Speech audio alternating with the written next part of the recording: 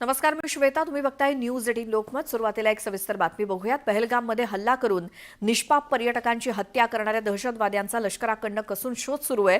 जम्मू काश्मीरच्या विविध भागात सर्च ऑपरेशन सुरू झालेलं आहे.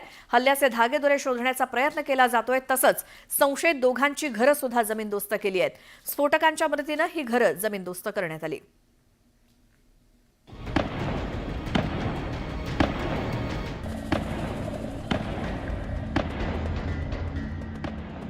पहलगाम दहशतवादी हल्ल्यातील संशयित दहशतवाद्यांच्या घरावर ही कारवाई करण्यात आली आहे.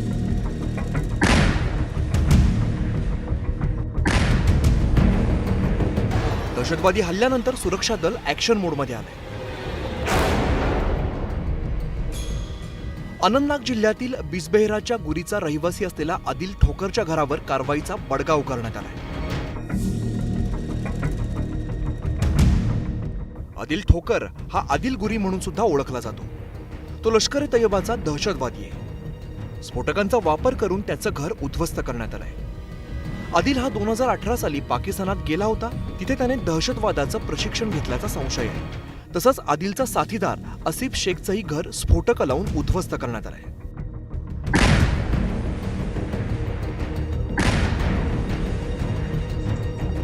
एकीकडे संशयित दहशतवाद्यांच्या घरांना सुरुंग लावण्यात आलेला आहे, तर दुसरीकडे कुलगाम, पहलगाम इकडच्या पोलिसांनी मोठ्या प्रमाणात सर्च ऑपरेशन सुरू केलंय. दहशतवाद्यांना ज्या ज्या लोकांनी मदत केली असावी अशांच्या घराघरात जाऊन पोलिसांकडून झाडाझडती घेतली जाते. दरम्यान तपास यंत्रणांना मिळालेल्या माहितीनुसार पाकिस्तानी दहशतवादी हशीम मुसा उर्फ सुलेमान याने पहलगाम हल्ला घडवून आणल्याचं समोर आलंय.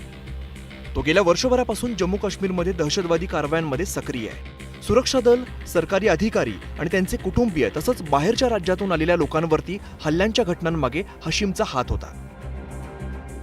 पहलगाम हल्ल्यामध्ये पाकिस्तानी दहशतवादी अलीभाई तल्ला आणि आसिफ फौजी यांचा सहभाग असल्याचं तपासात समोर आलंय.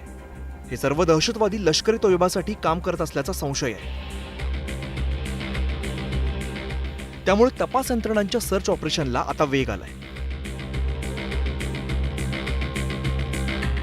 Bureau report, news 18 Lokmat. आणखी एक मोठी बातमी आहे. पहलगाम हल्ल्याच्या विरोधात लंडनमध्ये भारतीयांकडनं जोरदार घोषणाबाजी आणि निदर्शनं करण्यात आली आहेत. पाकिस्तानी दूतावासासमोर मोठ्या संख्येनं भारतीय जमले आणि यात विद्यार्थ्यांचा देखील समावेश आहे. हातामध्ये भारताचा तिरंगा घेत पाकिस्तान विरोधात घोषणा दिल्या जात आहेत. लंडनमध्ये पाकिस्तानी दूतावासासमोर भारतीयांकडनं निदर्शनं केली जात आहेत.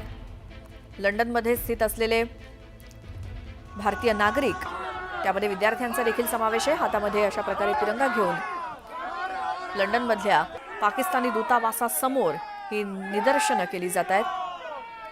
मोठी घोषणाबाजी पहलगाम हल्ल्याच्या विरोधात.